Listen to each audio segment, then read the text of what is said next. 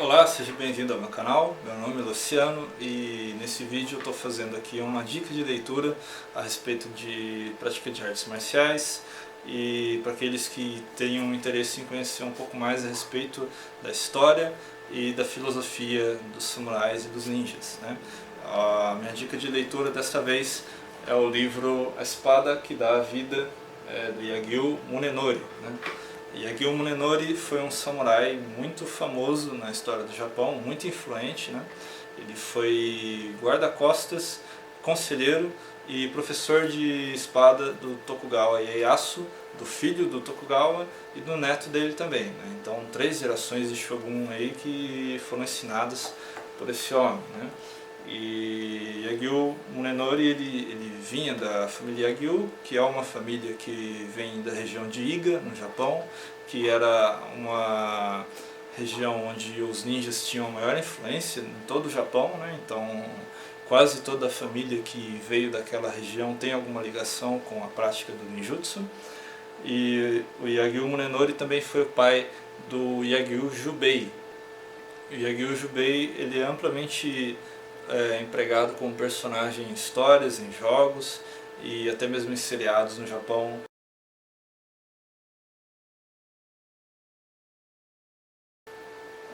Boa parte do começo desse livro é uma biografia do Yagyu Munenori, explicando de onde que ele veio, né, quem era o pai dele, como era o Japão na época, como as coisas funcionavam e como o Yagyu Jubei chegou a esse posto de instrutor de espadas do Shogun e como ele era importante para a sociedade do Japão naquela época. Ele era um conselheiro muito influente dentro do governo Tokugawa, né? E essa parte da biografia não foi escrita por ele, né? Ela foi escrita por um dos tradutores que traduziu os textos em japonês para inglês e do inglês para português. E então boa parte do começo desse livro não é o texto original. O texto original do Yagyu Munenori são 3 pergaminhos da escola de Yagyu Shinkage Ryu Kenjutsu, né? A escola de espada da família Yagyu. Bom, o conjunto desses 3 pergaminhos da escola Yagyu Shinkage Ryu é conhecido como Heiho Kandensho, né? Esses pergaminhos são empregados como um catálogo de algumas técnicas, né, para consulta, para aqueles que já conhecem as técnicas, né, mas a memória está sujeita a falhas. Então se coloca no papel o nome das técnicas e alguns conceitos básicos, para que em caso de necessidade o indivíduo não se lembre de alguma coisa, ele consulta ali aquele catálogo e ele tem ali acesso ali a informações que ele já conhece, né? São técnicas que ele já pratica, ele já domina, né?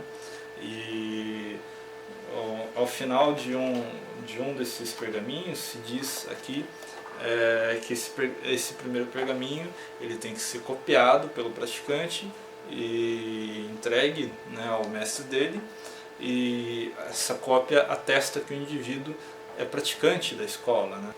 Então esse pergaminho ele serve também como uma forma de certificação de que o indivíduo é membro da escola de Yagyu Shinkage Ryu.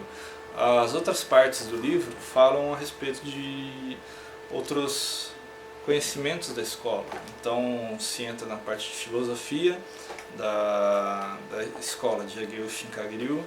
Então se explica qual é a essência da escola de Yagyu Shinkage Ryu, Kenjutsu, qual o sentido da prática dessa arte marcial, qual a filosofia que os praticantes devem seguir. Em outras partes também se abordam outros temas, como por exemplo a postura do indivíduo, como ela deve ser, quais pontos devem ser importantes, no que se deve prestar atenção, quais atitudes devem ser evitadas, e também um estudozinho de psicologia feito pelo Yagyu Munenori, que através de detalhes e da postura corporal do indivíduo se poderia aferir qual era o estado mental do indivíduo durante um combate ou durante um dia a dia, né, em uma situação. Depois dessas partes, desses pergaminhos escritos, explicando as filosofias e colocando ali um catálogozinho de técnicas ali apenas com o nome das técnicas de Yagyu, existe uma outra parte que foi escrita 200 anos depois por um outro membro da família Yagyu, que é um guia ilustrado das técnicas da escola, né? Então aqui se tem uma imagem de uma postura inicial ou de algum momento da técnica muito importante que o indivíduo observa esse detalhe e já sabe qual técnica é. E embaixo tem uma escrita, né, uma descrição da técnica. Bom, mesmo eu que sou praticante de arte marcial, faço uso de espadas e tenho algum conhecimento a respeito de arte marcial, vendo essas gravuras e lendo esses densho, lendo esse ensinamento escrito, eu não consigo compreender a técnica em si, porque ela é feita para ser desse jeito, né? Ela é escrita de uma forma que apenas o indivíduo que é praticante da escola e que treina com o mestre da escola realmente vai conseguir compreender o sentido das técnicas, né? E imagina, então, você pega um texto que ele é escrito para que apenas poucas pessoas consigam compreender, e você pega esse texto em japonês, traduz para o inglês, depois para o português, né? Então vira um telefone sem fio aí, onde você não vai conseguir compreender exatamente qual é o sentido da técnica, né? Qual é a aplicação real dessa técnica, né? Mas é a título de curiosidade muito interessante aí, para você conhecer um pouco a respeito de como pensavam, como agiam, como viviam os samurais lá por volta de 1500, 1600. Né? Para mostrar um pouco como é a filosofia política da escola de Yagyu descrita nesse livro, eu vou ler aqui um pedaço, o primeiro trecho do pergaminho A Espada que Traz a Morte. Na antiguidade se dizia: armas são instrumentos de má sorte. O caminho do céu as considera repugnantes. O caminho do céu é utilizá-las somente quando necessário. Se perguntassem por que é dessa maneira, poderia ser dito que os arcos e flechas, espadas e alabardas são chamados armas e, ainda que são instrumentos de má sorte e mau agouro. A razão disso é que o caminho do céu é o caminho que traz vida, enquanto instrumentos que matam são, pelo contrário, realmente de má sorte. Portanto, são considerados repugnantes porque são contrários ao caminho do céu. Apesar disso, é possível dizer que usar armas e matar pessoas, quando isso não pode ser evitado, também é o caminho do céu. Se perguntassem o que isso significa, diria que as flores desabrocham e as folhagens as acompanham nas brisas da primavera, mas as folhas caem e as flores murcham quando as geadas de outono chegam. Esse é o julgamento do caminho do céu. A razão em acabar com algo que é completamente mal. Um homem pode guiar sua boa sorte e cometer o mal, mas o elimina quando esse mal é enorme. Portanto, pode ser dito que usar armas é também o caminho do céu.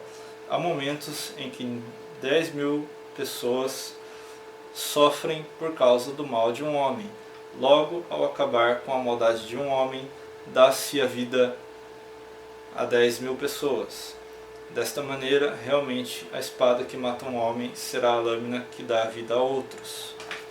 Então, aqui você tem um trecho um pouco pequeno, um pouco da essência do sentido da prática de arte marcial da escola de Shinkageri Kenjutsu. Né? E por último aqui tem uma parte bem interessante que fala sobre a não espada. Não espada, que é um termo que é muito utilizado também dentro do Bujinkan, que é Muto. Né? Muto é não ter espada. Né? Mutodori, Mutodori Gata são técnicas dentro da Bujinkan, das escolas do Bujinkan, onde se luta contra um adversário armado, sendo que você que está realizando a técnica muitas vezes está desarmado, né?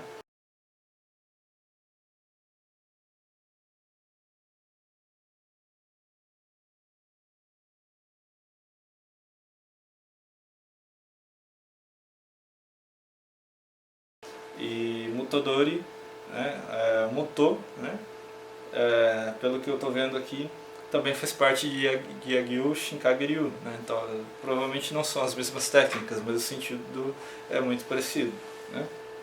Então aqui, sobre não espada. O significado do termo não espada, Muto, não é necessariamente tomar a espada do seu oponente. Tampouco significa exibir a própria espada e fazer um nome para si mesmo, tornar-se uma pessoa conhecida e famosa por isso. O verdadeiro significado da não-espada está em não ser cortado pelo adversário, ainda que o próprio combatente não tenha espada. Certamente, o significado real não está em dizer: deixe-me mostrar como eu posso tomar isto. Se o oponente não quiser ter sua espada capturada, o combatente não deve insistir em tomar essa atitude. Não espada também significa não tomar a espada quando o oponente tem essa atitude. Um homem consumido pelo pensamento de não ter sua espada capturada esquecerá o objetivo de cortar seu oponente. E quando pensa apenas em não ter sua espada capturada, ele provavelmente não o cortará. Não ser cortado é por si só uma vitória. Não é o nosso objetivo considerar como arte a captura da espada de um homem. A prática é, sem dúvida, aquela que o homem usa quando ele mesmo não tem espada e não quer ser cortado, né?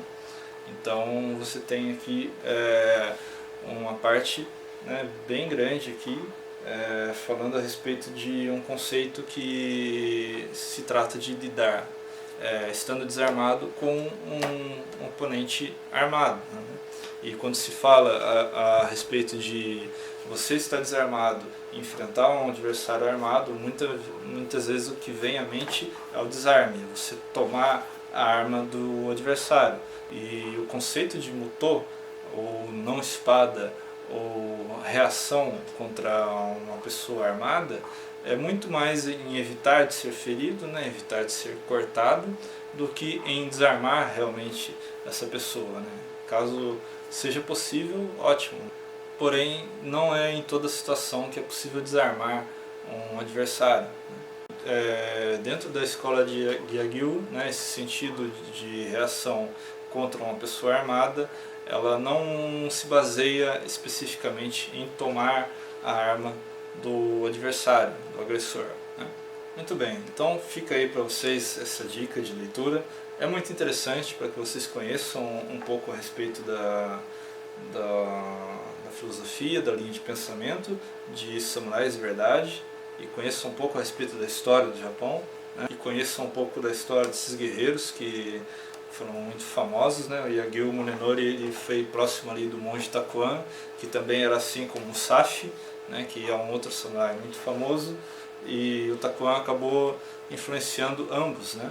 E por um lado você tem a Niten Chiryu, que é a escola que foi fundada pelo Musashi, e por outro lado existe a Yagyu Shinkagiryu, que é a escola que o Yagyu Munenori carregou, né, como estilo da família Yagyu. Então isso acaba funcionando como peças de um quebra-cabeça, né? E juntando essas peças você pode ter uma ideia um pouco melhor daquilo que se passava na mente das pessoas naquela época, né? E é importante salientar que esses trechos, né, escritos pelo mestre de Yagyu Shinkagiryu são denshus, são ensinamentos escritos deixados pelo mestre para os alunos dele. Porém, esses ensinamentos só podem ser compreendidos por aqueles que já praticam essa escola, né? Eu, por exemplo, que pratico arte marcial, mas venho de uma outra escola e eu nunca tive contato, né? Eu nunca tive ensinamento formal em Yagyu Shinkagiryu, eu não consigo aprender o estilo de Yagyu através desse livro, nem vou tentar, né? Porque eu sei que não dá, né?